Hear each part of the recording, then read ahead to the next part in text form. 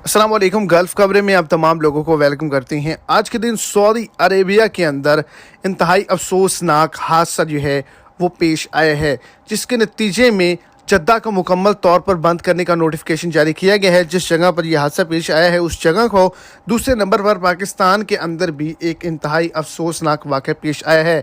Saudi Arabia के अंदर करीबन 70 के करीब जो लोग हैं वो हादसे का शिकार हुए हैं। पाकिस्तान के अंदर 35 अफराद जो हैं वो जान की बाजी हार चुके हैं। वीडियो की तफसीलात को जानने के लिए वीडियो को एंड तक देखें, और अगर इस चैनल पर आप फर्स्ट टाइम हैं तो लाजमी से चैनल को सब्सक्राइब करें, वीडियो को लाइक करें और अपने दोस्तों तक इसको ज़्यादा से ज़्यादा शेयर करें।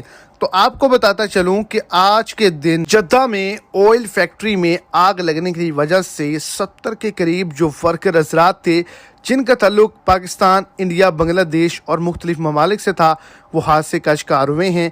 जिनमें से बताया ये जा रहा है कि 30 अफराद जो हैं वो शदीद ज़ख्मी हुए हैं और इनमें से 11 अफराद जान की बाजी हार चुके हैं। तमाम लोगों को रेस्क्यू कर लिया गया है। दूसरे नंबर पर पाकिस्तान के अंदर पेशावर में शदीद तेज़ बारिशें होने की वजह से 35 अफराद जो हैं वो जान की बाजी हार चुके हैं।